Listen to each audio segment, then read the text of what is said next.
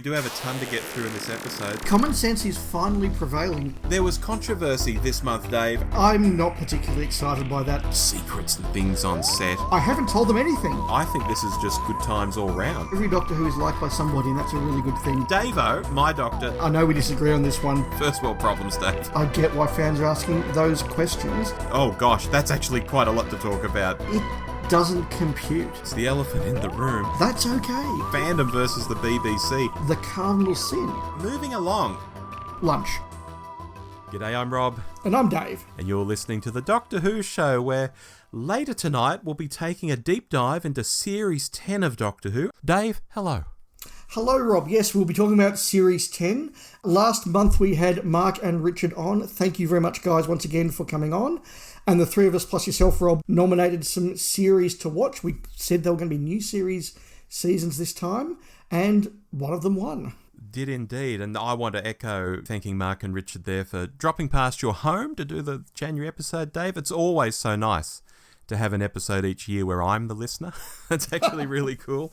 Yeah. And also, something a little noteworthy to mention at the top here, especially for our newer listeners, we're now 2 months into year 9 of the podcast, so I thought I'd mention that. Wow. Yeah, but you're quite right. We put out 4 seasons, and the results were, Dave, Series 7A, the Matt Smith one, 12.7%. That was my nomination, so yeah. Didn't go too well. Series 5, also Smithy, 16.6%. Series 3, which is a Tennant series, of course, 29.3%. And Series 10, with Capaldi, 41.4%. So that's why we're doing it tonight. That was the vote on X. That was a very clear winner. That was Mark's nomination, so thank you, Mark. And, look, I have thoughts on this series, and I'm looking forward to talking about it. Me too, Dave. And I'll say up front, I don't think it's any hardship to talk about this series. There's a lot to talk about. No, there really is, although I was a little bit worried when it first came up, but I'll explain why when we get there. We should also mention, Rob, last week we dropped our cold take review of Star Wars The Phantom Menace. Yes. So that's out in the wild. It is doing very well for itself numbers-wise. Looks like we've got some Star Wars fans out there in our audience. Well, that's good, because we're doing Attack of the Clones next month. Yes, whether you like it or not. Or not. Brilliant. Shall we rip into some news? Yeah, absolutely. Do you want to kick us off, Rob? Yeah, Dave, I thought we could kick off by, normally we present a piece each and we tic-tac, but maybe we can both riff on this one because it is such a big story. And that is that there's still no word on Millie Gibson actually leaving Doctor Who, although it seems to be a fait accompli. And we have Verada Sethu, who we both know from Andor, already filming Series 2 episodes with Ncuti. There's been some debate as to whether Verada is actually a companion, but we've had Mandeep Gill out there saying, oh yeah, I've messaged her, saying congratulations, enjoy the journey. So Mandeep Gill seems to have revealed that she is a companion. And yet there is radio silence from Bad Wolf and the BBC on Millie leaving. Shall we riff on this, Dave? Yeah, so as I'm about to discuss when we get to short topics, I was literally at a Doctor Who event yesterday with a whole bunch of fans, and I'm not going to shock you here, I suspect, Rob, by saying this was definitely a topic of conversation. I'm sure it was. And we spoke to a couple of people, very different people from different parts of the country, in fact, who both said they had the inside scoop, the inside skinny on what's going on in Cardiff. Now, I'm not going to repeat verbatim what either of those gentlemen said because I don't know how true it is, and there are libel laws in both this country and the UK. Sure. And also we don't want to just sort of, give salacious gossip when we don't know it's true. No. But there was a lot of overlapping similarity in what was being said, and the vibe of what was being said does tally with what we do know. I think we can very safely say that Millie Gibson has left. Yes. And I think we could also factually say her departure was not announced. So something weird has happened there. It's extraordinary that Verada has started filming stuff where there are photographs of her out there, because normally the BBC is very good at going, well, okay, this guest star or this guest monster is about to film something in the streets of Cardiff. Someone's going to get a photo, so let's announce it now. And again, that hasn't happened. And this is all now just being wound up and sort of mixed up with ongoing rumours about whether Ncuti Gatwa is going to do a third series or not. I'll leave that there and see what your thoughts are, Rob. Yeah, I mean, it's interesting. You mentioned, we've seen Verada filming what looks like a 1950s themed episode, which was quite interesting to look at visually. But when that happened, I thought, they leaked the Millie news because they knew she'd be filming in public. And, I wasn't too surprised at that point. I could feel the hand of PR in the background, Dave. But then I started to wonder where the official announcement was. And as of recording this, there hasn't been one. And that I do find pretty surprising. I mean, to rewind, for people who have been living under a rock, a UK newspaper reported last month that Millie had been dropped from the show. And so many fans were like, that can't be true. She's so nice and she's only just started. And I jumped in straight away back then by saying, well, no, she's recorded a series already. She's recording some stuff for the second series. That's a longer run than Bill had in Capaldi's final series, Timely. We're looking at that tonight.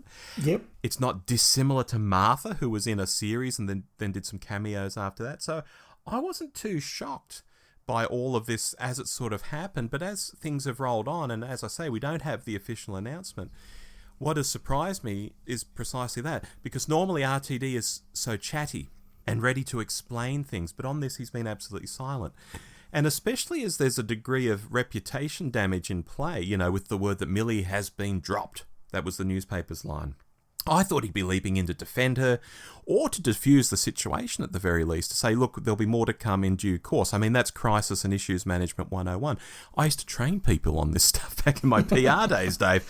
Yeah. And I can't believe that the BBC or Bad Wolf or RTD's executive team aren't across how to react in these situations. So to let the story just run wild and not contradict it, they're sending a very definite message to fans, and they know they'd be sending it, and as of right now, it's still being sent. So, I'm sorry to sort of dance around the topic a bit, but it's an odd one right now.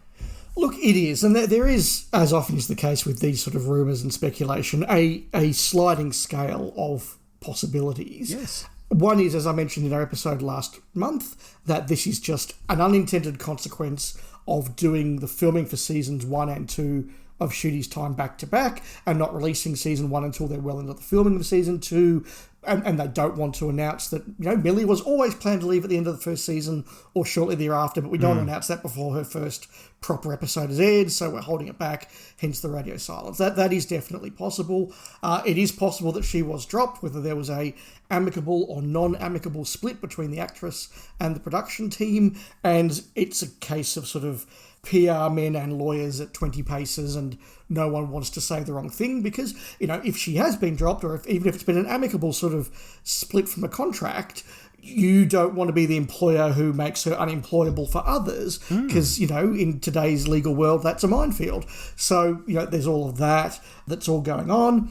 As I say, I've now heard sort of various different takes on exactly what has happened and what Millie may or may not have done, and I'm not going to air those on the podcast. I am going to say that there have been a number of comments that all revolve around a cultural difference between Ncuti and Millie as Gen Z actors and actresses, and RTD as a sort of a, I don't know whether he's a boomer or a Gen X, but somewhere in there, that there has been a clash of their styles and their expectations. And one thing I think we can say about Ncuti is that he left Sex Education, where he was the breakout star of that.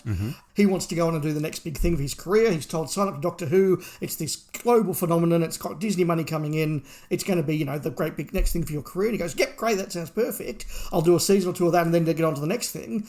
And suddenly finds he's got a 3-season deal, and it takes 18 months to 2 years before his first episodes are even shown, notwithstanding one Christmas special. And he could be very reasonably saying, well, hang on, I'm stuck doing nothing. Other than a couple of lines in the Barbie movie, I'm now off television and I want to be on television. So why aren't you showing my episodes? If you're not showing my episodes, let me do something else. Again, that is speculation, but it is not unreasonable that Ncuti would want to go, hang on, I've just had my breaking out role and now I'm invisible. Yeah, I think things will change for him very soon. I mean, in 3 months, we'll have a season of Doctor Who. Yes. And then 5 months after that, we'll have a Christmas episode. And then 5 months after that, we'll have another season of Doctor Who. And we start to get into this 5-month schedule sort of thing. And that'll be quite good. But I can imagine the frustration of people just not seeing you when you're the Doctor. Yeah, so look, this is all rumour, it's all conjecture. It is, I think we can say it's not baseless rumour or conjecture. We are at least sort of adding 2 and 2 and getting something near 4. Mm-hmm. But I think we also just don't have anything like all the pieces of the puzzle. Well, the newspaper has said what it has said, and it's not being sued for defo. We can say that as well. No, that's true, but sometimes it's easier just to, not stoke the Streisand effect and get more publicity from suing than you would from just ignoring it. That's always a danger.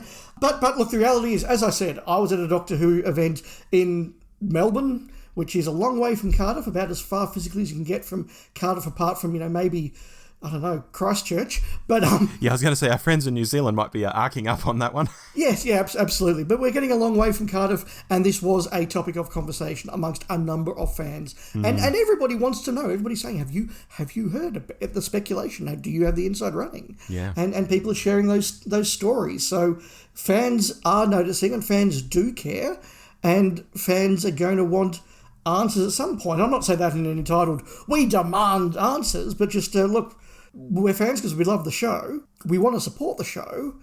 Could you, give us something? I can't think of many more shows where the fans are really into the history than Doctor Who, and even just documenting it from an historical point of view.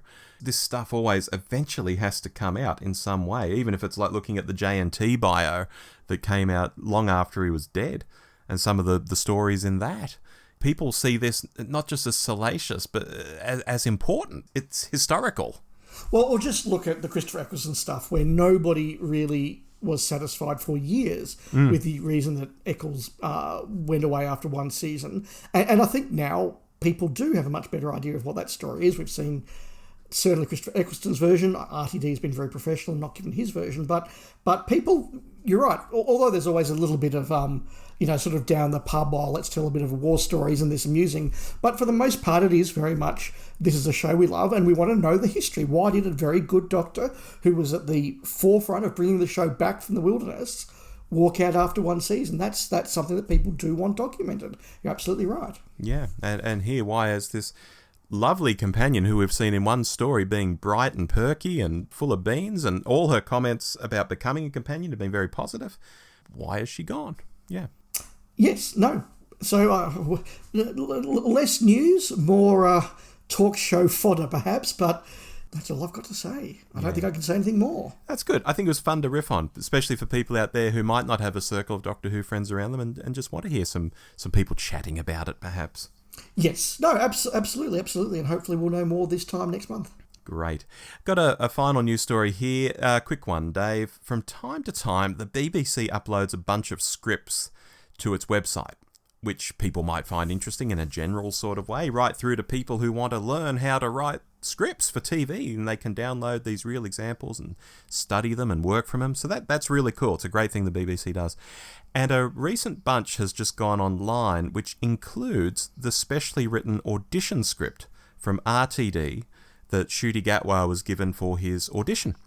It's a two-hander with Ncuti introducing himself to another character in the scene, and I quote, "I came from another universe, but the Time Lords adopted me, and that's my heritage now, the very last Time Lord in existence." Notable there, perhaps, for anyone still believing the YouTubers out there who have been saying, RTD's going to retcon the Timeless Child. He's a real Doctor Who fan. He won't let that nonsense stand. I think this is RTD's flag in the sand. Ncuti Gatwa's audition has him explicitly talking about the Timeless Child reveal as absolutely canon. It does, although I read it more as RTD trying to square the circle a little bit with that comment about, well, I may not be a Time Lord, but I'm of Time Lord heritage, and I, for want of a better term, identify as a Time Lord. Right. So you can go forth and still do the I'm the last of the Time Lord stuff and I'm from Gallifrey and all the rest of it. You can still do that whilst also not closing the door on the Timeless Child thing. I think that is a little bit of a having your cake and eating it too scenario. How that will play out when you get to real hard scripts, I don't know. But I yeah, I did think that was a little bit of squaring the circle there from RTD. Interesting point of view. May I subscribe to your newsletter, Dave? I would hope you do. Very good. Let's move on to short topics. And normally, because I'm leading this episode, I would go first. But Dave, you've been to something very cool. We've teased it already. You were at a Wendy Padbury event for the Sirens of Audio. Why don't you kick us off? Yeah, absolutely. I was at my third Sirens of Audio event in Australia. I've been to the Sophie Aldred one, the Katie Manning one, and now the Wendy Padbury one in Melbourne. So I was along there with a few friends of the podcast, Richard, Tom, Aaron, a few others were there. So that was really good. It was a really fun day. It is just fun, Rob, as you know, to rock up to Doctor Who events where you're amongst fans who are all hanging off every word of somebody who was in a TV show in 1969 and you know, not ashamed to be there and just generally having fun and catching up with old friends. And a big part of these days is just hanging out with old friends and catching up and all the rest of that. But look, it was a good turnout in Melbourne. It was a well-run event, as always, from Phil and the team at the Sirens of Audio, so that was really good. Wendy was in great form. She's the perfect sort of classic era guest because she is energetic. She actually has memories of the show. She knows what her stories were called and remembers incidents from each one, which is always very helpful. But also, she's sort of aware enough, I think, that the passage of time is stuff that she could tell a few home truths about some stuff. There was one actor, for example, she talked about what a bit of a creep he was, and there was a couple of other stories she told I'll move on to in a minute. Now, I believe, as always, the Sirens of Audio are putting the panels and the Q&As up on their YouTube feed or their podcast feed. Not quite sure how they'll do it, so I'm not going to spoil everything from that. They've run the convention. They deserve to get the views and the likes and the likes. So please go if you want to hear more of the details about Wendy Padbury. But a few things I'll just sort of mention. Friend of the show, Rob Kelly, was there. It was good to be able to say hi to Rob for the first time in person. Oh, that's fabulous. That was good. He did have to get away a bit early, but it was good to at least see each other in person for once, so that was nice. He regularly talks to us on X. He absolutely does, so that was fantastic. But look, lots of really interesting stories and anecdotes from Wendy. She made a couple of comments sort of in passing about the production team being, you know, quite drunk quite a lot of the time. And I got up and I asked her a question. I said, well, Terrence Dix was actually quite detailed and scathing about Derek Sherman and Peter Bryant and the professionalism of that team when he was the, you know, brand new assistant script editor. Do you want to expand on that? And she said, no, absolutely. Terrence was telling the truth. And she says that even by the culture of the BBC in the 1960s, that production office was terrible. And she said that they would go to the producer's run usually on the Thursday of the recording week, and the two of them would just be absolutely just three sheets to the wind by the time they got to the producer's run. Wow. And had no useful feedback to give her, nothing useful to say. It was just a complete waste of everybody's time. So it was interesting to hear something that I'd heard Terrence Dix talk about many years ago when he was in Melbourne, and hear Wendy talk about what that was like as one of the performers on the show. So that just gives you an example of the fact that she, you know, wasn't sitting there slamming these people, but just saying, yeah, look, this is the truth.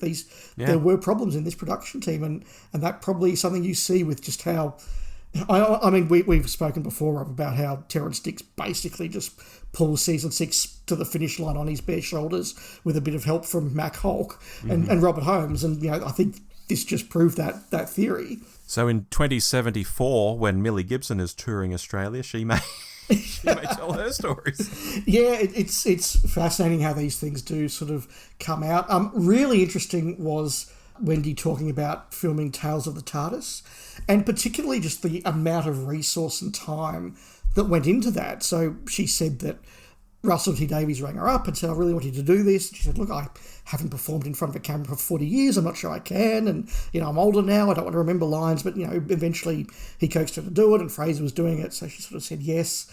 Now, 6 minutes of actual footage that she recorded, Rob, that took a full day to film. Yeah, that's not surprising. It surprised me. I know really? that things are longer these days, but it did surprise me. But Wendy, again, was just astounded by almost the opulence of things, where they said, oh, we'll come down to Cardiff, we'll put you up in a really nice hotel the night before, and then a car will pick you up and take you to the recording. She said, I don't need a car to pick me up. I'll drive myself there so I can leave in my own car straight from the recording. They said, no, we can't have that.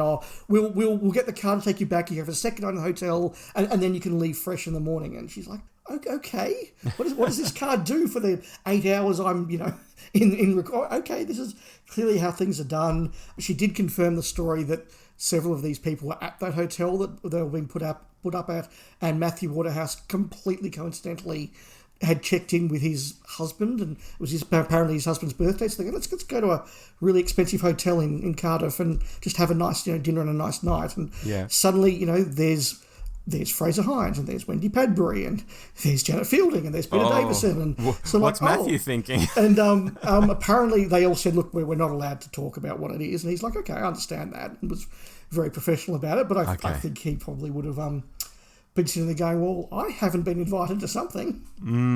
But it's understandable why.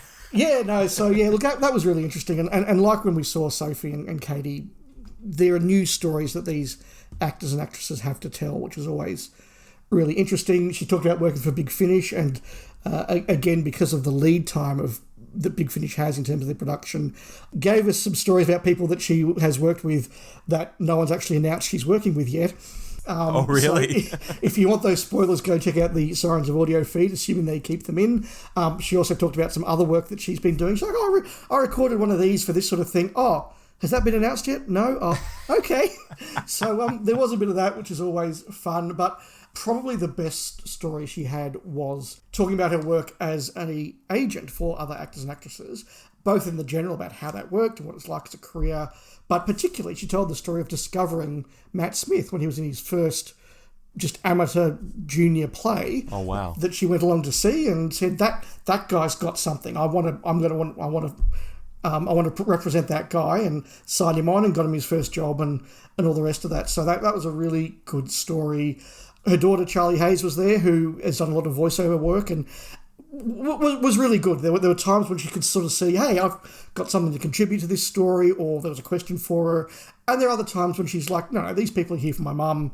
I'm not here to be the sort of attention. I'll vacate the stage until there's something else for me to say. So really, really professional. But again, just hearing her talk about the work she's done and how it all works and how ADR works now, it was really good. But the final comment I'll make about the whole thing is, more than anything, Wendy's absolute love for her time on the show, but particularly for Patrick Troughton, was just so evident. And I mean, Patrick's been dead for 35, nearly 40 years now. Yeah. And she still talks about him with just genuine love and friendship, and you can feel that. You can't fake that. You can really feel that she just has so much affection for Patrick Troughton and for his family and for Fraser and the others on the team. So it was just a really nice event, and she was a really good guest. Oh, that's fantastic. I'm so glad you got to see her. Yeah.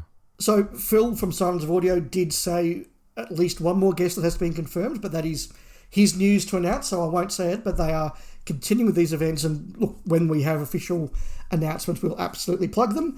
And in fact, I do understand, Rob, that there were some people at the Sydney event, at least, who did say we came because the Doctor Who show told us it was worth coming. So if you're out there listening, that's really great to hear, and I really hope that you enjoyed the event, and I hope that others go along to other events in the future. That's really marvellous to hear. Fantastic.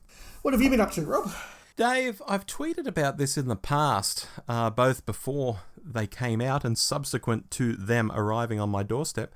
I am, of course, talking about 2 DVD documentaries, one about the Virgin books covering the NAs and MAs, and one about the BBC books of the 8th Doctor range and the PDAs.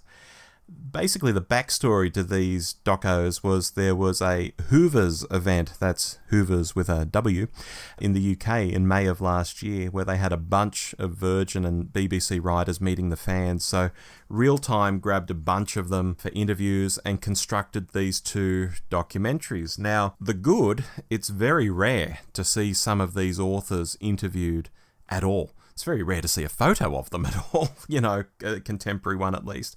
So to have little documentaries where they're talking intercut with each other and basically telling the story of their respective ranges, whether the Virgin range or the BBC range of books, that's just really good stuff. Sounds good. Yeah, but I'd be a poor reviewer if I didn't mention my beef with these DVDs. And I feel really rotten saying this because I've said many times that I think Real Time and Keith Barnfather, who runs it all, are some of the most important things to happen to Doctor Who fandom, going right back to the 1980s. So, look, I say up front, I'm a fan of what these guys do.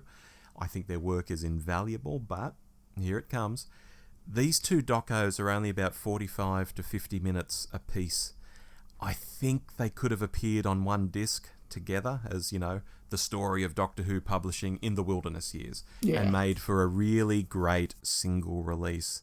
Because keep in mind, these are £13 a disc, and if you live down here, it's £7 postage. So we're talking close to $40. Yeah, easy. For one of them.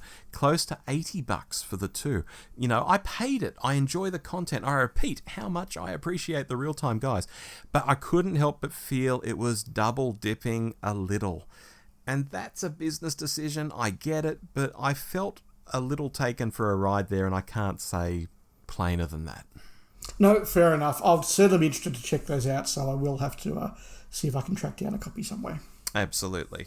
Rob, I was away on holiday for a bit over January. I was in Japan and the Philippines. The first at your suggestion, I have to say. A long ago suggestion. I'm glad you finally did it. Yeah, no, you've been pushing me to put Japan on the to visit list for a while, so yes. I did finally get there. And look, as always, when I travel overseas, I go back and reread some of the Virgin books because it's fun to reread them. It's a great thing to do on holiday. And because they fit nicely into a pocket when you're on a plane in a way that a great big hardback doesn't. So that was great. And I actually knocked over 3 of them in the 2 weeks I was away. Oh, wow. I read Gareth Roberts' Missing Adventure, The Plotters, first off. And I absolutely tore through that book. For those who aren't aware, it is a Hartnell, Vicky, Ian and Barbara novel set at the time of the Gunpowder Plot in London. And it is exactly what you would expect from a Hartnell historical. The Doctor and Vicky get caught up in the court of King James, and they meet King James and Cecil and all the sort of characters you would expect, whilst Ian and Barbara get sort of lost in the crowd and go off to do their own subplots and meet Guy Fawkes, and then it all sort of comes together in the way that you would expect. And it's just such an entertaining read, but also one that really does capture the spirit of the Hartnell historical, so that was fantastic. I read The New Adventure Birthright by Nigel Robinson, and again I smashed through that I think in sort of a day and a half, because a lot of it was on a plane, but I sort of got to the hotel, had dinner, was a bit tired, I thought I'm going to finish this book because I was really enjoying it. It goes a little bit astray towards the end, but it is just another really engaging and interesting book. And having read the book, I then did listen to the Big Finish adaptation's probably too strong a word, because they used the concept of the book to do a plot for the Bernice Summerfield range that they did. So it wasn't quite an adaptation, but that was interesting to compare the book to the audio. And I also listened to the adaptation of Walking to Babylon as well, which is part of that range. I will do Just War when I get a chance. But I also reread The New Adventure Blood Heat by Jim Mortimer, which has always been in that sort of top 5, top 10, and rereading it absolutely reinforced why that was the case. This is one of those books where I can remember some of the scenes and some of the passages as though I'd watched them on television, and they were really, really sitting deep, deep in the memory. They were really great pieces of writing. But you go back and you reread it, and all those things are there and all those great moments are there, but there's all this stuff that you've forgotten or subplots you don't remember. I was surprised at how quickly the Doctor gets involved with the Silurians, for example. I thought, I had that memory of that happening really, really late, and actually, no, it happens really early. But again, these were just 3-page turners. They're fantastic books, and I really enjoyed reading them again. Well, the memory cheats, as JNT used to say. It does a little bit, and and what I'm sort of interested in perhaps doing a bit more this year is reading some of the books that I didn't hate, but perhaps didn't rate because I was 12 or 13 or 14 reading them. I just thought this just doesn't, doesn't resonate with me. Or a couple, like, for example, I want to go back and read Lucifer Rising, which I remember as being a really good book with some great ideas, but it was so densely written that it was almost like, as a 12 or 13-year-old, the words were almost sort of just bouncing off the eyeballs because I couldn't really take them in. It just was too highly written for a young lad. So maybe trying a few of them and seeing how they read again as a older lad. Well, I've got the set here, Dave, and I haven't read a lot of them, so maybe if you tell me which one you're going to read, I'll read it too, and we could turn it into a show. Oh, interesting. Okay. Maybe. We'll see. We'll see. We've got a lot to do this year. We'll see. Yeah, we do. Look, we're being very bookish this month because my final piece for Short Topics, it's a quick one from me. I've started reading the NSAs in order. And my plan is to power through them and hopefully have them all read by the end of this calendar year. At which point, I think I'll just throw them up on eBay for $10 a pop and just clear them out. It's something I've always wanted to do. Not sell them, that is, but actually read them. And I'd already read odd ones here or there. And in the case of Capaldi, I've actually read all of the Capaldi ones, for example. But I'll reread them on this run through. I'll do them start to finish. So yeah, I've blazed through the first 6 books, which are all Eccleston ones, earlier in January. I'm now into the Tennant era. And I'm recording my thoughts on them as I go on my policebox.net website. And look, overall, Dave, I'll just say there are some gems here and there. There really are some really fun stories. And there are some real turkeys.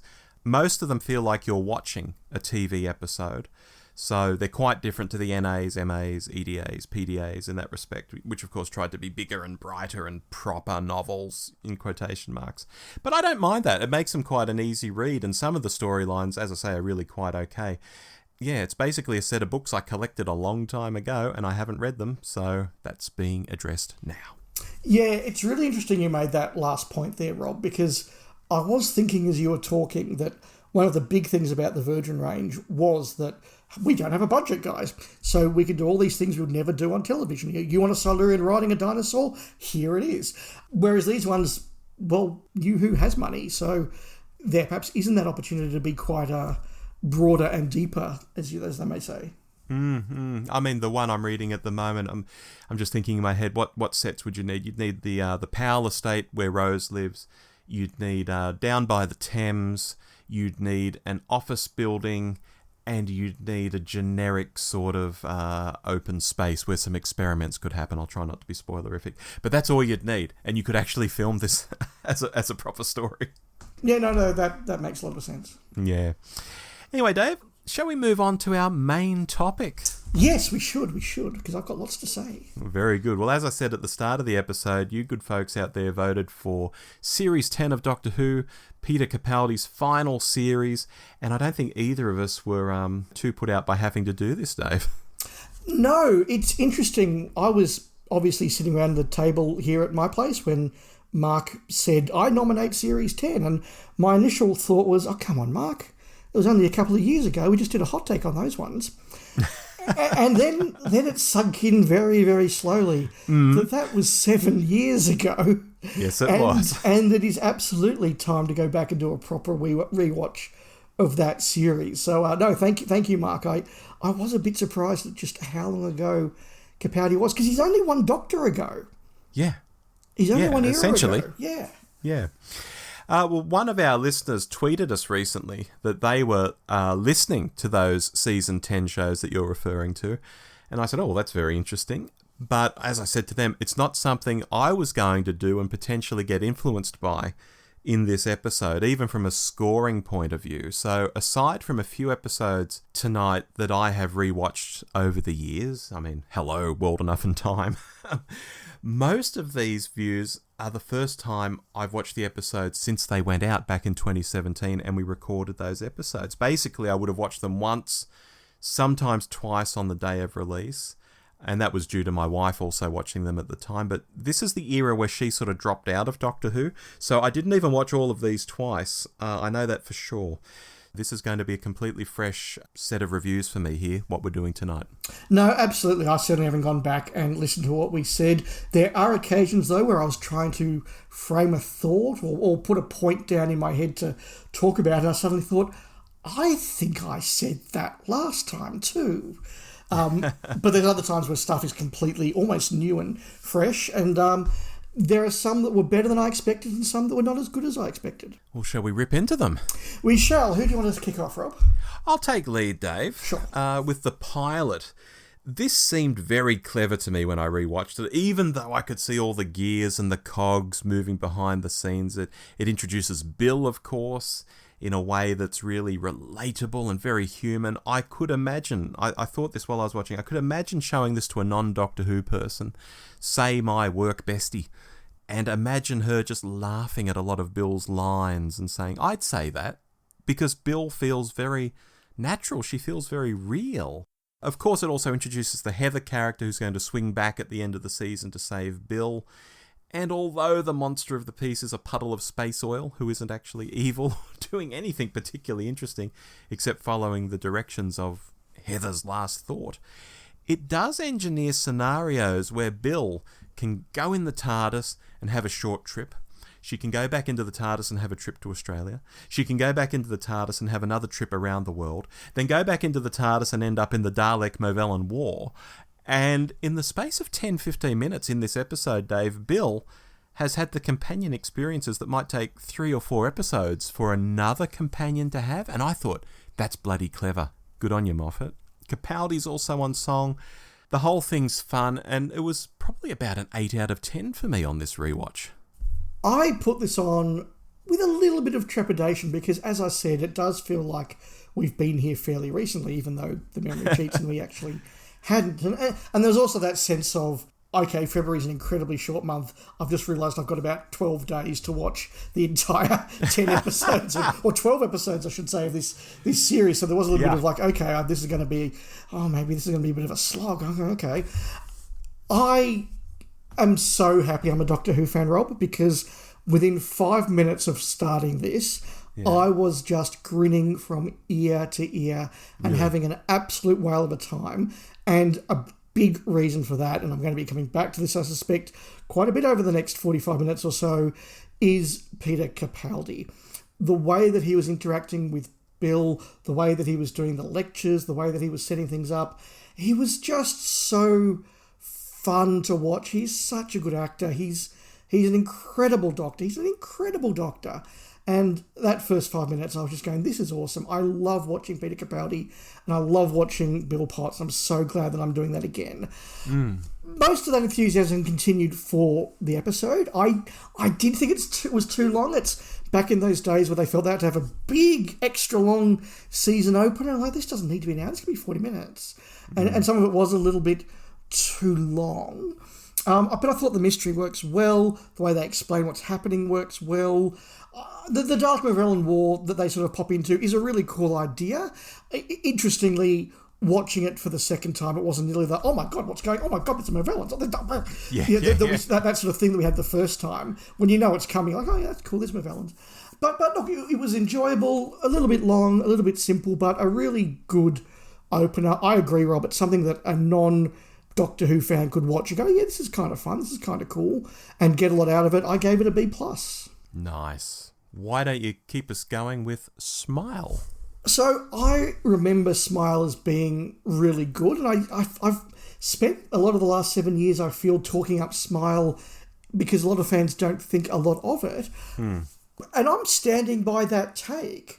I watched the opening of this, and my first thought was, I don't remember getting into the murdering and the slaughter like seconds into it. This is, wow, okay, this is not what I remember. I thought the Doctor discovered it all slowly, but no, it's set up like these robots are slaughtering people, okay. Yeah. And from there, it's really good. It looks beautiful. Some of the acting's not the best. Some of the plot isn't that great, but there's a real sense of adventure and excitement and a bit of chilling stuff in there.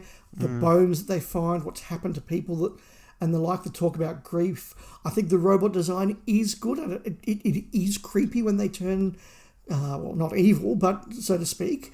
But definitely we have got 2 in a row of it's not evil, just misunderstood. And watching them back to back, that did stand out. Not quite as good as the pilot. I'm going a B. Okay. My take on Smile is that this one surprised me.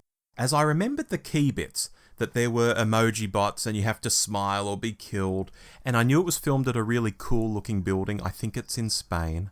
So the production looked really good. I remembered all of that. But how they got out of specific scrapes or how out of nowhere it turns into an Indigenous peoples and paying rent for coming to their land allegory in the last few minutes of the piece. I'd completely forgotten all of that. Me too. Absolutely, me too. And look, I think broadly it holds up. And there's that feeling of weirdness and tension. I think you've touched on it there. And it feels quite sci-fi. And I really like that. I think it falls down a little when the colonists start appearing and we're worried about the young boy. And of course there's a young boy. And the leader of the colonists turns out to be a dick. Yes. Of course he turns out to be a dick, you know. Yeah. And things get chaotic in general, and suddenly we have a bunch more people in the mix in the middle of the chaos. I wouldn't say it bombs the landing, but it just felt slightly off to me the longer it went on. And like you, I don't think it's as good as the pilot, but it's not bad, and I went with a 7 out of 10. Yeah, I was thinking if this was a sci-fi novel, this would be awesome. Yeah. And it still looks great on television, but you're right, some of the need to have actors and performances doesn't quite land as well as it might have if this was a novel, but the concept's great. No, yeah, a good episode. I'll keep us going with Thin Ice. I had memories of this one being a bit boring, but I put it on with a genuinely open mind. I mean, it's been 7 years, and it doesn't completely fall over. I mean, it does wear its agenda on its sleeve a bit at times, and it's even misleading as it tries to hammer home its topics, which was a bit distracting to me.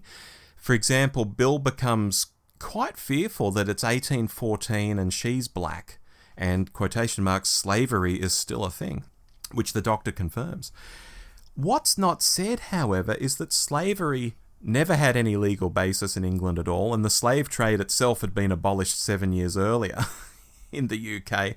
So a line from the Doctor along the lines of, yes, it's sadly a thing out there in the big wide world, but you're safe here, I think would have made more sense than letting Bill be fearful for herself in the middle of London in 1814.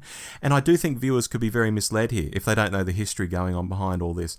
Similarly, the villain of the piece, Sutcliffe, is painted into such a panto-villain corner. He comes across as less a realistic person and more what a 21st century writer needs their punching bag to look like. So overall, it's a basic runaround. I did have issues with the agenda in places and the way it was presented, probably the way it's presented more than anything. And I don't think it's anything too special. I gave this a 6. I've given Thin Ice a B as well, so the same as Smile. Okay. But what's interesting is that whilst I remembered most of the main plot, you know, there's a sea creature under the ice and there's a cipher of a bad dude who's doing bad dude stuff with it, and he's a capitalist, so and all of that. So I can remember that, and that was the weakest stuff of the episode. But what I'd completely forgotten is all of the stuff that goes in between that. And there's all the stuff, all the different plot lines with the kids, with other people that they meet. There's the stuff where that urchin is just dragged under the ice and killed in about 5 minutes. I forgot that. That's a bit... Oh, my goodness. Well, that's what he gets for stealing the Sonic, Dave. Well, yeah, apparently. Oliver Twist was sort of killed in the first 5 minutes, which was interesting. But then all that stuff that fit in between the cliched villain, I thought was the highlight of the episode. I thought it was really well done. It gave Capaldi a chance to shine as well, and to do that thing that Capaldi does really well with kids. He's just really good with kids, both in real life and as an actor and as a doctor. And I thought that was what held this episode up for me. The cliched stuff, if that was alone, this would have dropped down. But with all the other good stuff and the character and the Capaldi, and indeed Pearl Mackie's performance, I'm sticking to a B. Okay, very good. Keep us going with Knock Knock. So I have also spent the last 7 years, I feel, defending Knock Knock as a really good story against a fandom that's not quite as in love with it as I was. Oh, really? And I might have been a little bit wrong, Rob. It's okay. I enjoyed watching it. Again, the Doctor and Bill are by far the best stuff in this, and my favourite scenes were the stuff with the Doctor hanging around with the kids and him just being, that really cool grandpa that they're like, actually, this dude's kind of fun. Let's hang with him, and him sort of having fun. And I love that knowing sort of alienness of the 12th Doctor compared to the 11th Doctor. I don't know what football is. Oh, what's a girl? Ooh, like I so much enjoyed the knowing alienness of Capaldi than I do the just twattiness of Smith. So I love that sort of stuff in there. I didn't think the plot was up to much, and so it was weaker than I remembered. The resolution wasn't particularly great.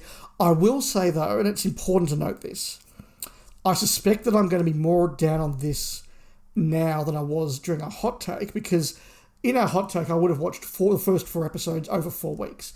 In this case, I've watched 4 episodes over probably 3, maybe 4 days. And so the 4th iteration of it's not really evil, just misunderstood, whether that's the fish or the robots or the puddle or now the earwigs, the 4th iteration of that, I was just like, oh, come on. Give us something nasty. Give us something bad. Some misunderstood witchetty grubs is not exciting. So, look, there was a lot to enjoy. Capaldi carried it, but it is one that has dropped a bit in my memory. I've gone down to a B-. This is really interesting, Dave. Okay. Because in my memory, this is the one where I liked the setup, but I felt it failed the landing. But on rewatch, I liked about 99% of this, Dave. Okay. Even when we got to the wooden woman and all of that at the end, I was invested. I bought into it. I liked it, frankly. But you know what still got me? You know what that 1% was? Go on.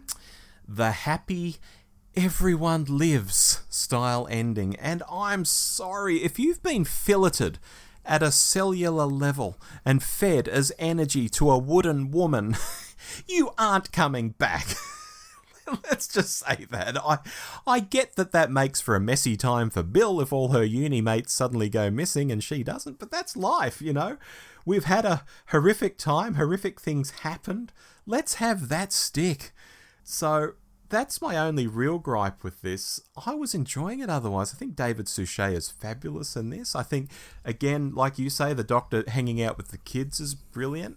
It was the first episode in this series where I felt on this rewatch I was having a reasonably different reaction to what my memory was.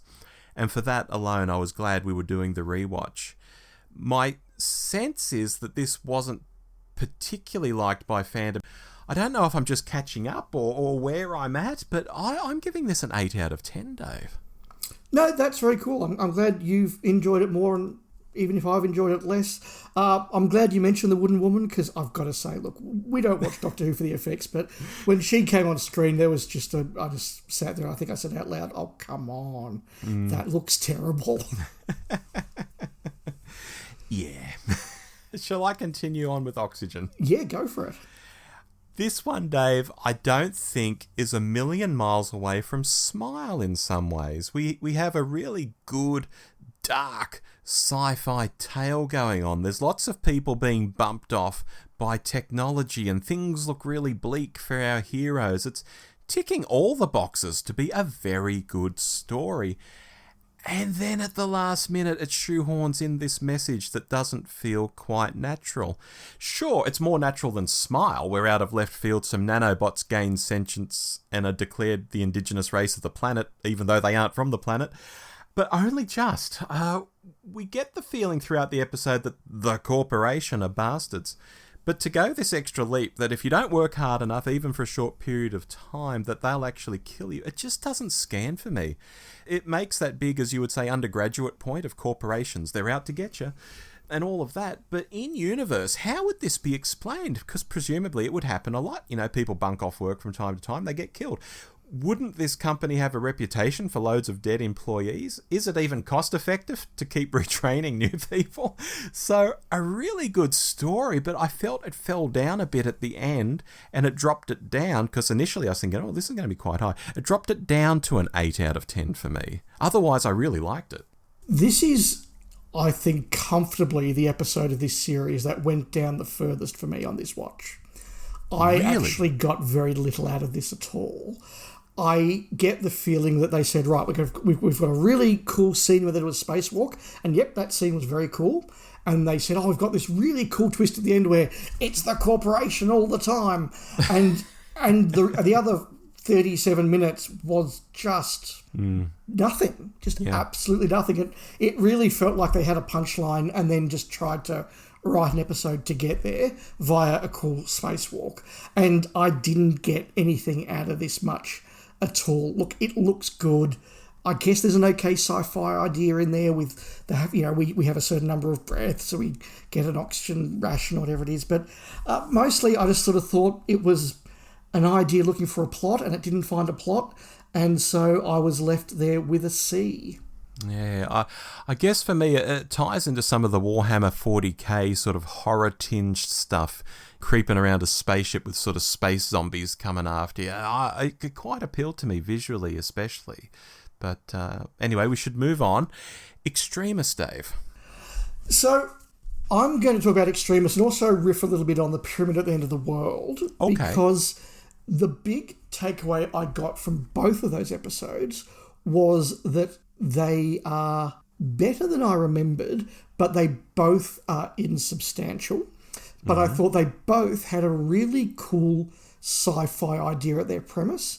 And I thought if this had been one episode where you've got the cool idea of each competing with each other, that would work really, really well. I think these would be judged much better. They just lack enough for a two-parter, never mind a three-parter. I'll deal separately with The Lie of the Land. Extremis particularly, I really hated this when it came out, and actually I didn't review these 3 episodes on The Hot Take. I was in America at that time, desperately trying to watch them on sort of 7 years ago Wi-Fi in America, which wasn't great. Right. So I didn't remember to do the hot takes on these at the time. I didn't like Extremis at the time, but again, I've watched it this time. I think the ideas are really good. There's some good performance. I think you can lose all the nonsense with the Pope, and this episode would lose nothing. I get that they need to sort of have the Vatican there to do the deep, dark secrets, and Vatican sort of just says quickly, deep, dark secret. So I get that, but all that mess around with the Pope and everything, cut that away, get this down to 25 minutes, and then get into Pyramid as the back half would work really well. As I say, I really disliked this when I watched it 7 years ago. I'm moving it up to a C+, which is not great. It's not a great episode, but it's a good middle-of-the-road episode, not the stinker I expected. Alrighty then. For me, for the start of a 3-parter, I felt this one oozed confidence back then, and I still think it lands now. It's funny, I think the premise of the Pope turning up is really funny. And I really enjoy that bit, particularly as they got such a dead ringer for the Pope too. It's quite funny. And the idea that if you read the Veritas, you go mad and you kill yourself, that's quite spooky. And of course, all of this is being intercut with the Missy backstory of how she ended up in the vault, which is something that, we haven't been talking about, the vault is in all these earlier episodes, who's in the vault, what's happening. Her execution, or what's going to be her execution, and the lines that are going to come back at the end of the series, without hope, without witness, without reward, they just seem like cool lines in this episode, but they have a deeper meaning when we get to the end of the series. I was noticing all of that, obviously, on the second time around, because I've obviously seen the end of the series now. We have confirmation that River Song is finally dead at this point in Capaldi's timeline. And then the revelation that it's all a simulation, and even as a simulation, the Doctor's a brave, daring kind of guy. It's maybe not a punch the air kind of moment, but it's a quiet, that's who the Doctor is, even as a simulation. Even when he's not real, he's doing some good work. So throw on top the design of the monks themselves, and I was watching this thinking, are the next 2 episodes really as bad as I thought? Because this was quite all right. I throw a 7 out of 10 at it. Yeah, I will say that the scenes of Nardole and Bill particularly discovering that they're not real are really, really good, and some of the best work both those actors and actresses did in the season. That was some really good stuff. I agree, there's some cool stuff in there. I just didn't think there was 45 minutes of cool stuff in there. Fair enough. I'll continue with Pyramid at the End of the World and say I was a bit struck dumb by this episode, similar to watching Knock Knock. I was like, yes, okay, yes, that's fine. And it wasn't jumping out as some egregious, oh my God, Doctor Who's just fallen off a cliff in quality, which is what my mind has built it up to be since 2017. Sure, there are bits that are dumb. The whole Doctor as president of the world thing, it's just stupid. You can pull off this exact story in exactly the same way without him having that role. So I just find it dumb. and the military people who are making all the decisions, not just for their countries, but the entire planet, seemingly without even checking in with their governments. Who are these people? I mean, the Russian bloke in particular is just out there in the middle of nowhere with a tent when they pick him up. Yet he's the most important Russian decision maker. I mean, what? Meanwhile, the whole virus plot post-COVID hits in a way I wouldn't have felt at all back in 2017. That felt a bit extraordinary. I have no idea what the monks actually want, though, when I'm watching this, but this episode did land better than I thought, and I'd give it a 6 out of 10. So I stepped down from the previous episode, but a 6. Yeah, I thought this was a step up from the previous episode.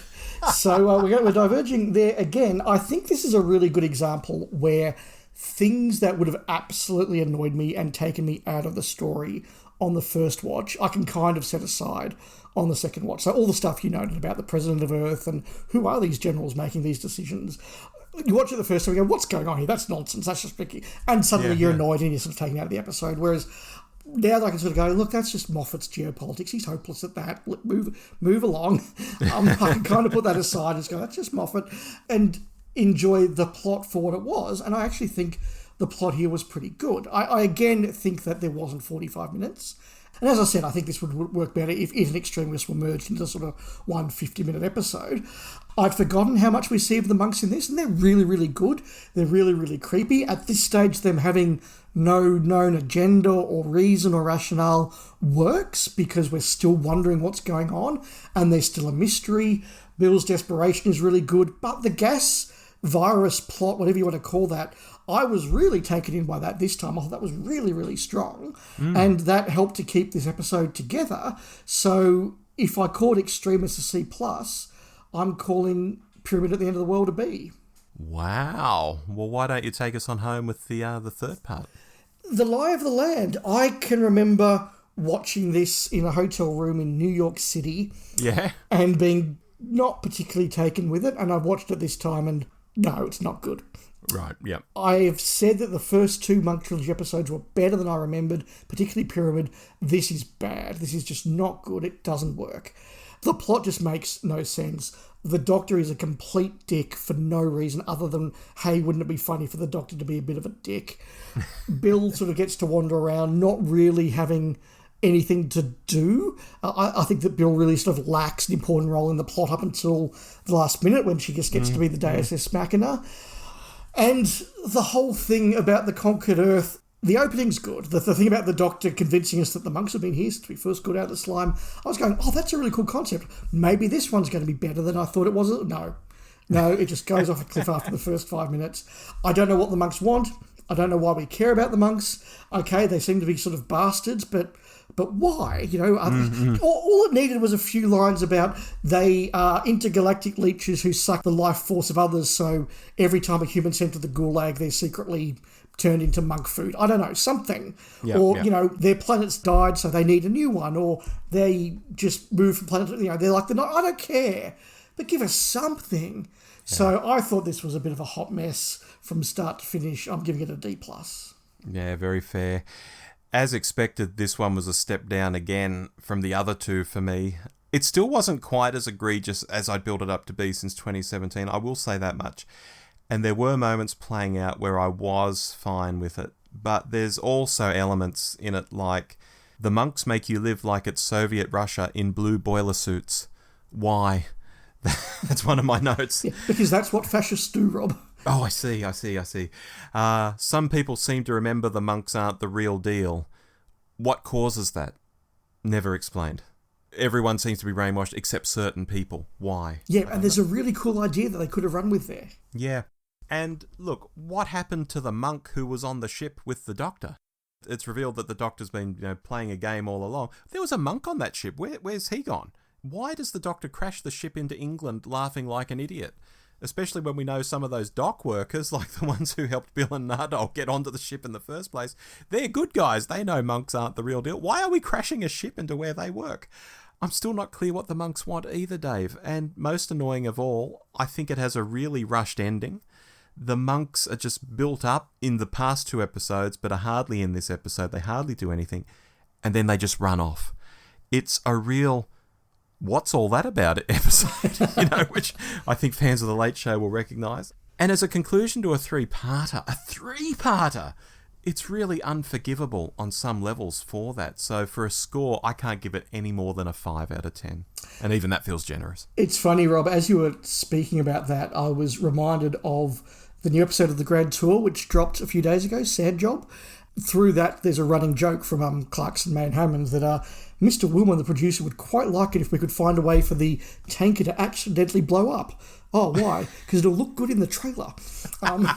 And as you were describing all those things, I thought, why does the ship run into England? Why is the Doctor laughing? Why does the Doctor regenerate? I just thought, because it looks good in the trailer. I've got no other explanation. And that's just really crap. It's just really crap. It is, and in a season that we're really enjoying, this was just bad. Agree. Completely agree. Empress of Mars. Another episode where I thought my feelings were previously quite mixed, and pretty much that was the case when I rewatched it. The premise of this is interesting to me, Dave, as the idea of Victorians in space was the basis for the Space 1889 role-playing game back in the late 80s and the early 90s that I played, I loved.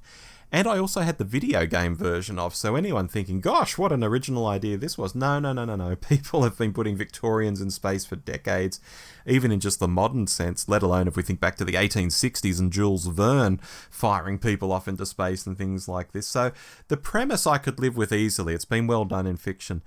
But while the Godsacre deserter plot is really well done, and I think that actor really sells it, the Catchlove plot just seems too moustache-twirling villain. It doesn't ring true for me at all, and sidelining Nardole is done in a very cheap way. We don't even get an explanation for why the TARDIS leaves, except off-screen we know that Gatiss mustn't have wanted to have Matt Lucas in the mix, so he just sort of writes him out of it, gives him a scene with Missy, and that's about it. Alpha Centauri appearing at the end is a nice touch, but overall it doesn't fire properly, and that's frustrating because I think it's a case of some interesting ingredients, but they're just not mixed together well, so I can't go past 6 out of 10 for this. Yeah, we watched this for our Mark Gatiss episode last year, and I commented at the time that it was one of my favourite Gatiss episodes, and I think watching it again in the context of Series 10 rather than a run of Gatiss episodes, it goes up even more. I think this is the one that gets the series back to a really strong position. We had a lot of really good episodes at the opening. The Monk trilogy, better than I remembered, apart from the last one. But it's a dip in the middle. And now I thought we're back to just a good, solid adventure. It's got a good premise. It's got a decent plot. It's got cool Ice Warriors. It's got the Ice Warrior Queen thing. It's got Alpha Centauri. It's got gun battles. It's got the Doctor lecturing people. It's what I want in Doctor Who. It's a good, solid Doctor Who story. It's a straightforward B for me. Not a classic, easily watchable, a good adventure in space and time. Yeah, fair enough. And as you were talking then, I was thinking, have I been too harsh? Could I have given it a 7 instead? Maybe it was a 7, but I said 6.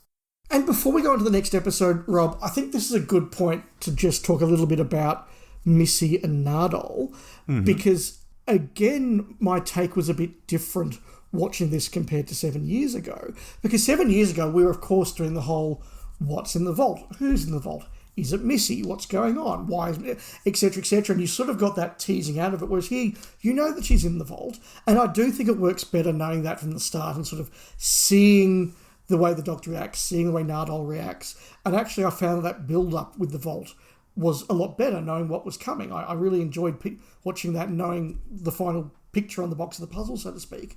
So that was really good. And as I've said before, I enjoy Missy a lot more as she goes on, and certainly that was my case in the watch here. I'll talk more about that in a couple of episodes' time.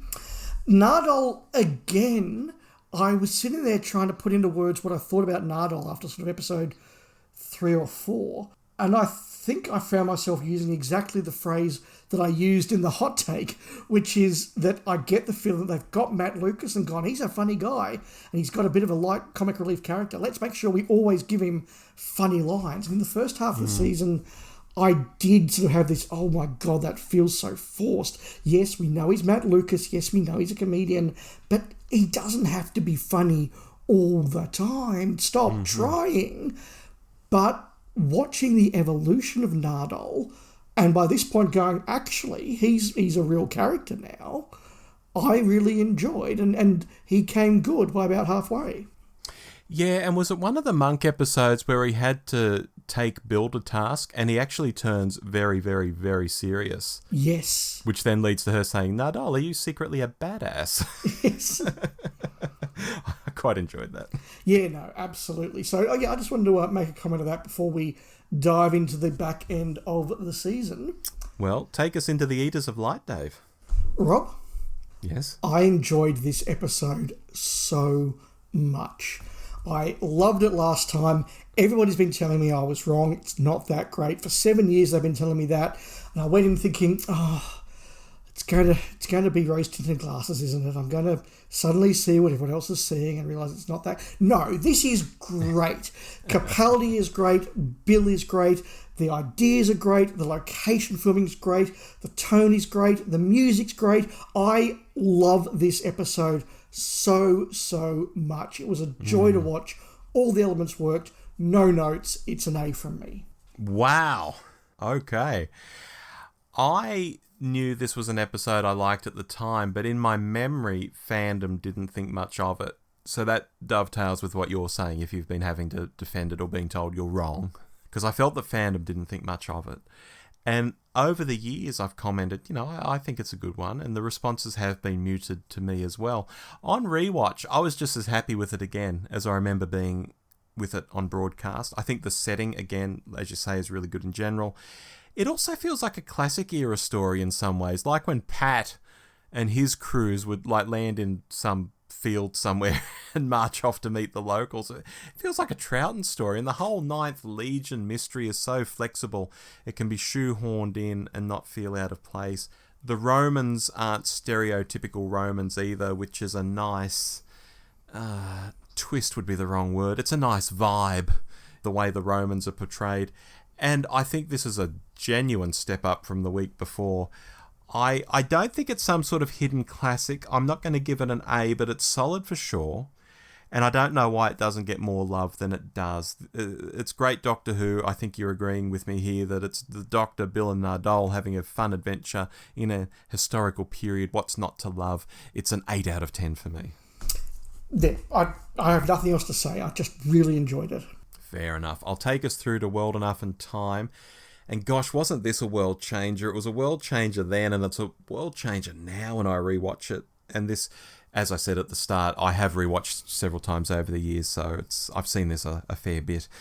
There's a bit of silliness at the start, I'll agree, with Missy playing very low and loose with the name Doctor Who, which felt a bit cringe at the time, and I can watch it and accept it now. It doesn't push all the wrong buttons, which I think was Moffat's intent. I think he's a troll par excellence.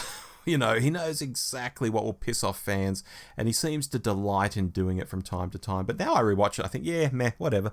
So in the end, you don't win with this stuff, Stephen. But moving on, I mean, wow. Anyone who's a fan of Spare Parts will recognise this kind of setting. Bill getting a hole blown through her chest is no joke.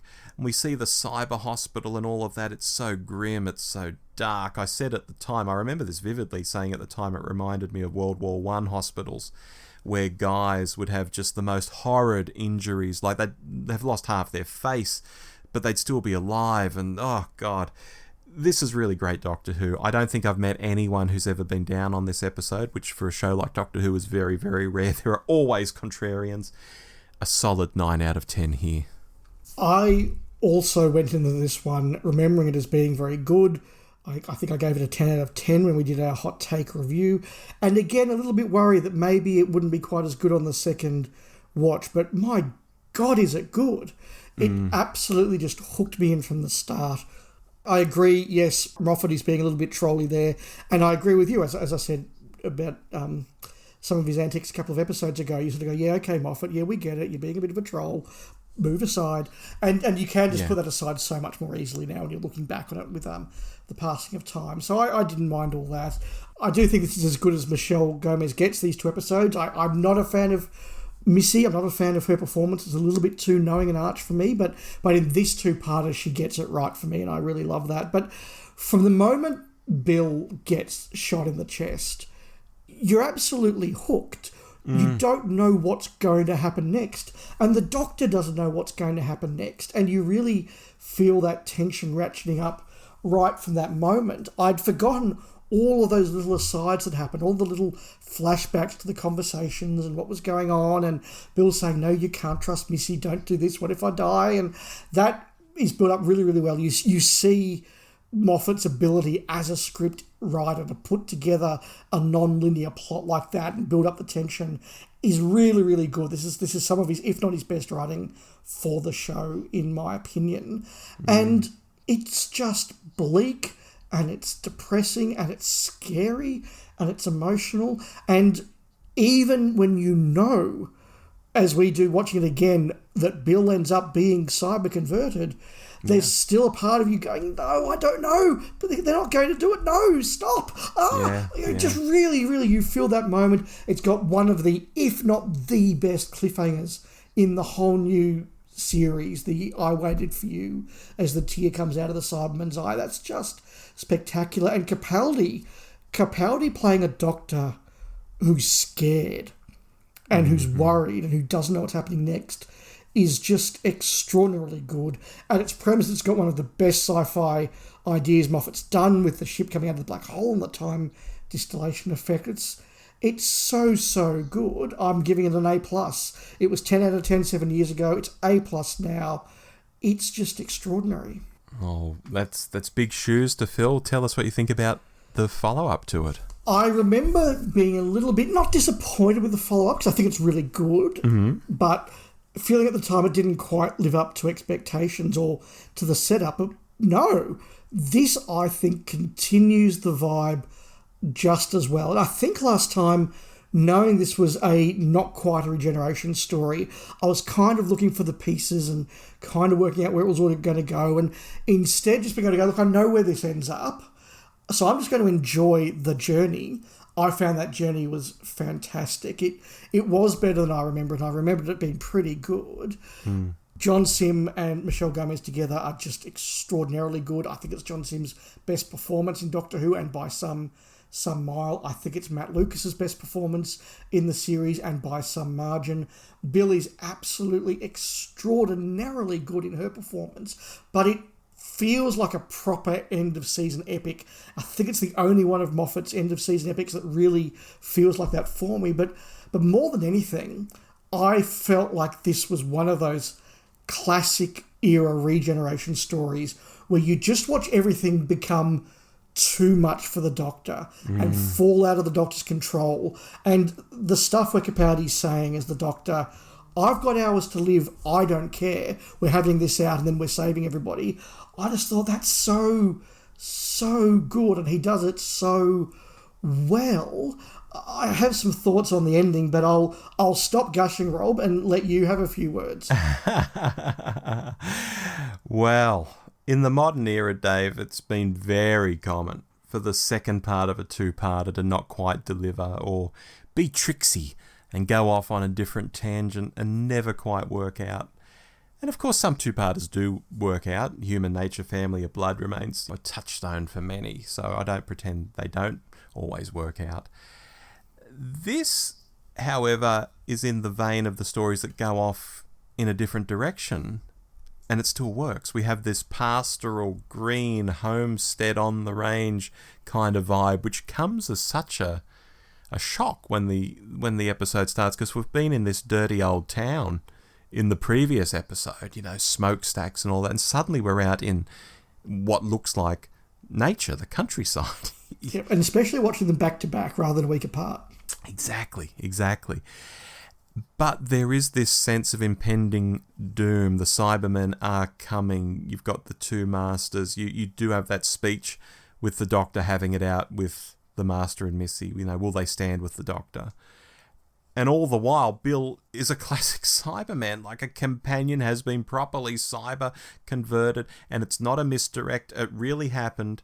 It's all just amazing, Dave. And then through to that final showdown, the Doctor's stuffed, Bill's carrying him. This is terrible radio, Dave, but I got my hands out in front of me like I'm carrying carrying someone. Bill's carrying him. That imagery is amazing. The big save from the spaceship oil at the very end is a little annoying to me. And the gravitas of Bill dying is sort of stripped away as once again Moffat can't let one of his creations just die. It's a bit, wait a minute, didn't we let dead Clara fly off with Lady Me at the end of the previous series, and now we're doing that again with these two women? Why? Why can't this be a bit different? But really, that's pretty much my only beef with the story, and it's not enough to get upset about. I think this is a genuine 10 out of 10 moment in Doctor Who. I bloody love it. I'm also giving it an A+. Last time my mark was a little bit lower than World Enough in Time, but I think they're both back-to-back A+, and Falling Eaters of Light as an A. So the series is really ending on a high. But you mentioned the World War I hospital feeling of the first part of this. Yes. And the feeling of the Doctor dying, in effect, in a just devastated battlefield. Yeah. That is, again, just that World War I imagery. And we've spoken about it many times before, Rob, but it needs to be said again. The image of the Doctor dying, everything's got just too big for him. He saved who he can. You're still not quite sure he saved the day. You're not sure if we'll ever see Nardole again or if he'll get out of this alive. Bill has effectively died. And just that moment of I'd wanted there to be stars. I'd hoped there'd be stars. That was just, I'm not a guy who really gets kicked in the feels that easily, but that hit me in the feels. And that depth of feeling was enough to get me by the puddle coming and picking up Bill. I was sort of like, that's fine. I'm so invested in this that I can live with that this time. Yeah, it's just spectacular. Yeah. Again, the egregious part for me with the space paddle isn't that it showed up, because, we saw it back in the first episode. It is genuinely set up. Yes. To be there and to be in love with Bill and following Bill around and all of that.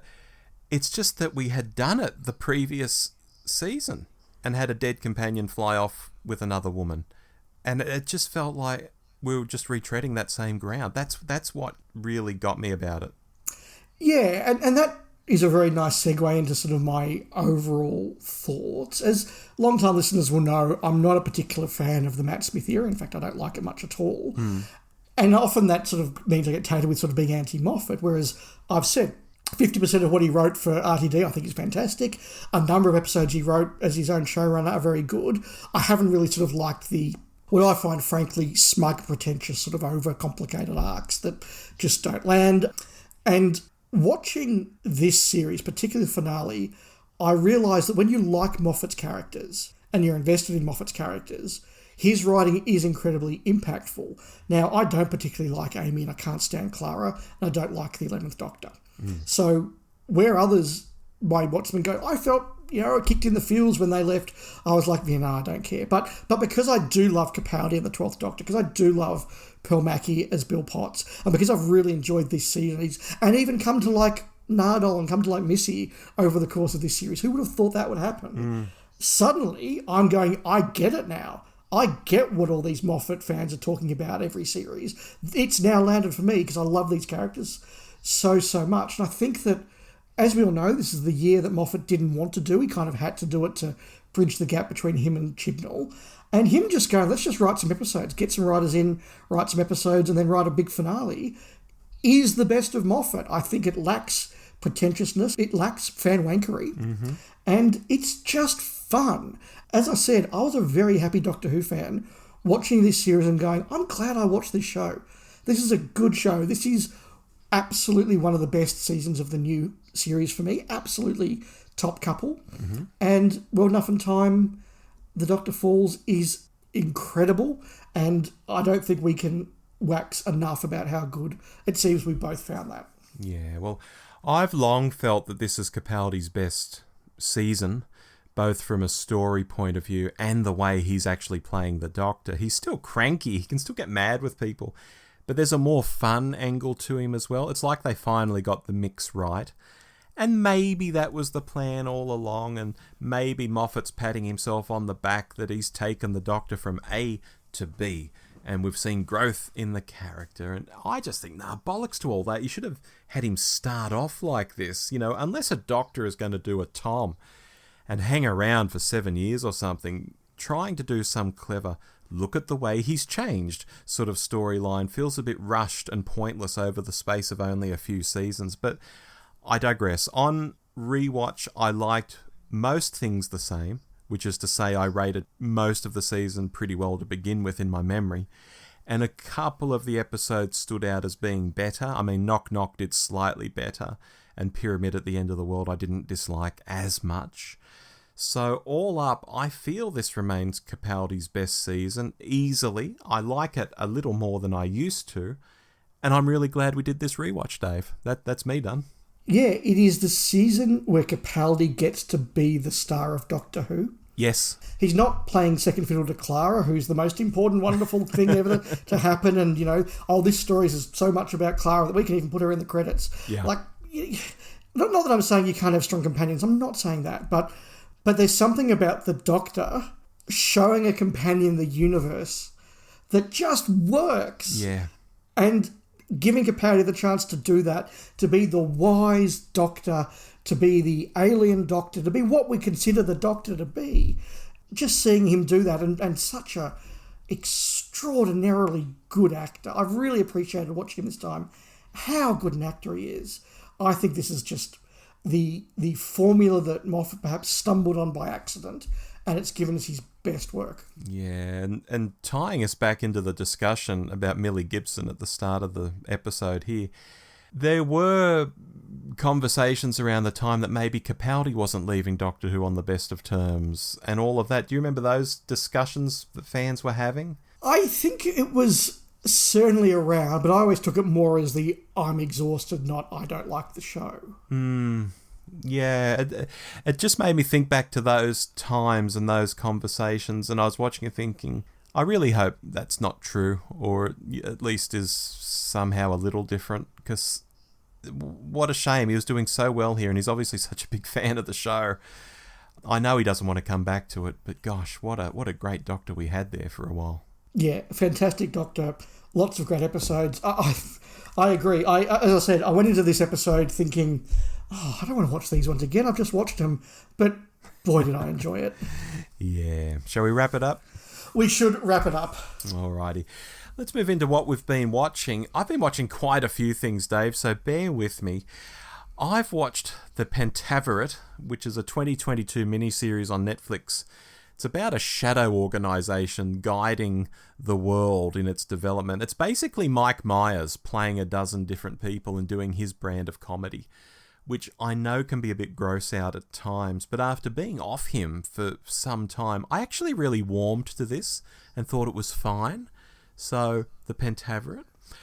I've watched The Legend of Vox Machina, which my wife got me into. Basically, there's a real-life group of voice actors from video games and cartoons and stuff who play Dungeons and Dragons together, and they stream their games, and they have done over many years, and they've built up a big collection of fans. And some of these adventures and stories that have resulted from their gaming have been really good. So they've created an animated series based on some of those stories they've invented while they were role-playing. It can be pretty rude at times. I'll say that up front to anyone out there with kids. Imagine the Dungeons and Dragons TV series from the 80s, but with extreme violence, extreme sex, loads of swearing. It's like that. I've also watched Air, which is about Nike signing Michael Jordan to become the frontman for its basketball shoes. And it's nowhere near as boring as it sounds. Ben Affleck seems to think he's in a comic 80s pastiche, while everyone else has been quite serious. But I liked it. What else? I've been watching the Alexander the Great series on Netflix, which is one of those Netflix series where they have academics tell the story and then they cut to scenes that are acted out. I'm a big Alexander the Great fanboy, so that hit the spot.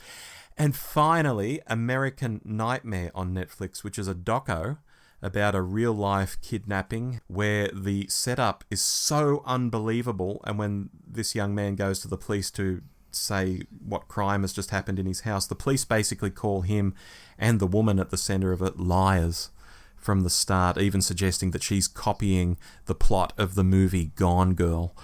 And it goes from there. Really interesting viewing. And done in that Netflix true crime style that they've really perfected over the last 5 years or so. They do some really good true crime stuff. And that's what I've been watching, Dave. Look, I've also been watching a few things, but I'll just mention a couple because I want to really drill. Did I go on too long? No, because I just want to particularly dwell on one. Okay. I am working my way at the moment through Masters of the Air, as that broadcasts once a week on Apple. So this is the Air Force version from the guys who did Band of Brothers and the Pacific. Mm-hmm. And, of course, as somebody who was in the Air Force for a time, but also both grandfathers served in aircrew in World War II. Mm-hmm. This has resonated very, very well with me. I'll come back and talk more about this series when it's done, but I am enjoying that at the moment. I do want to shout out to anybody who's in Australia and likes movies.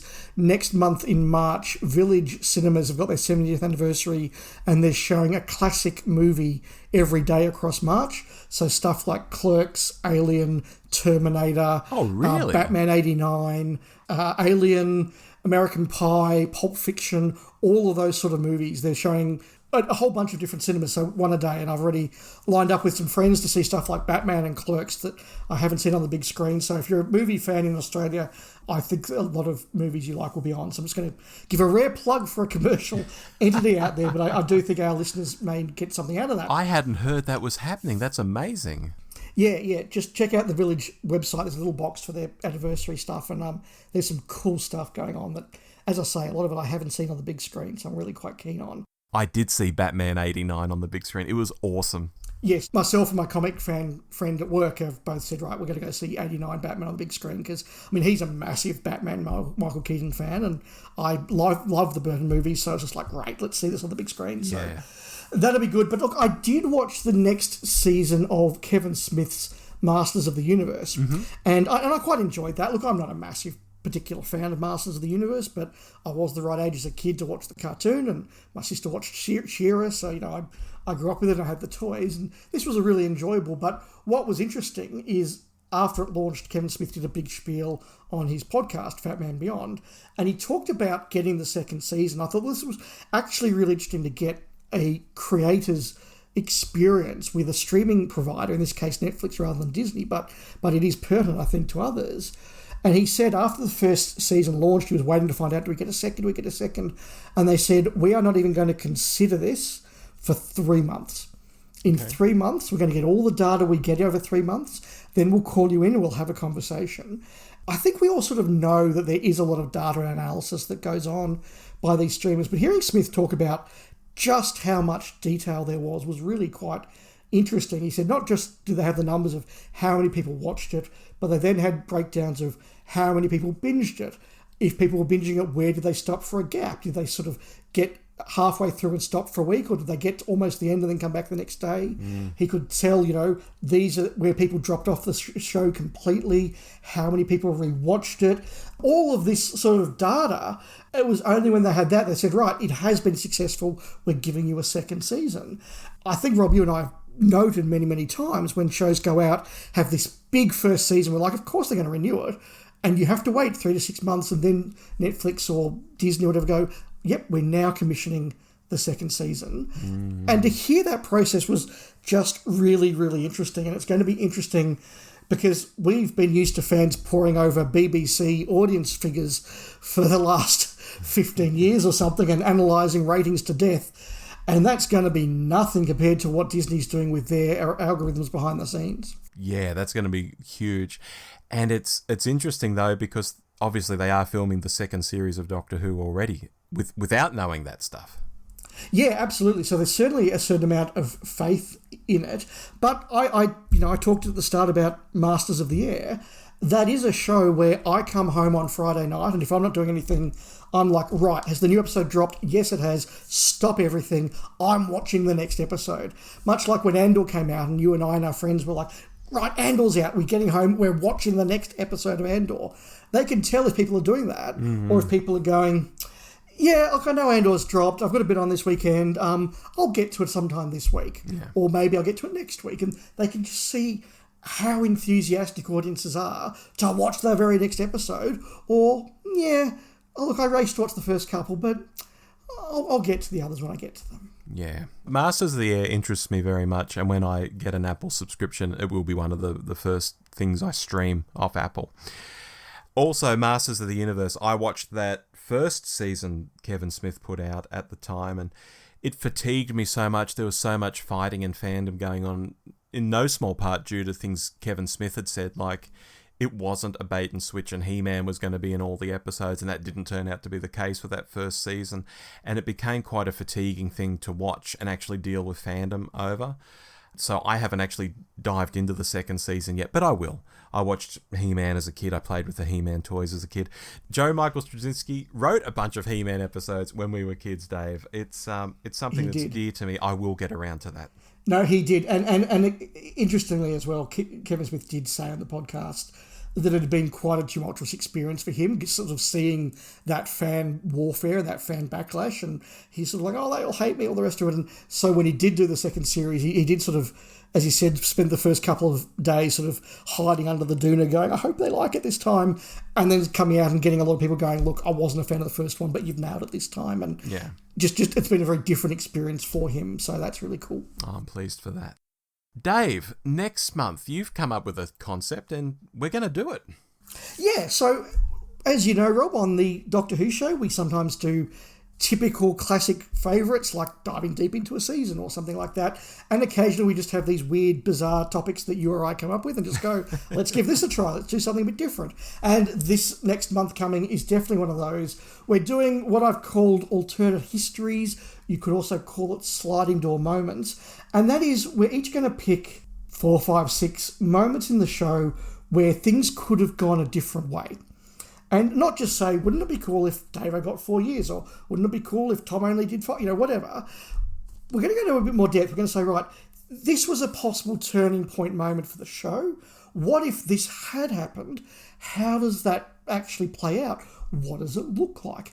What happens to the show? What of our history changes? What of our present changes because of this? So hopefully, if we play this right, it's going to be not just, wouldn't it be cool if this swapped out with this? It's going to be, I want to change this moment in history. I guess, Rob, we're now the time meddler.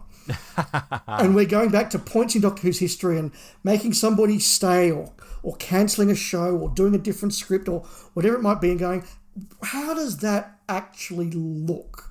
I think it could be very interesting. It could, and as I've started to think about them in my mind, some of them are more depressing than I expected. Oh, really? But we'll get to that next month. We will. Until then, I've been Rob. And I've been Dave. We'll see you next time on the Doctor Who Show. Goodbye. Bye-bye.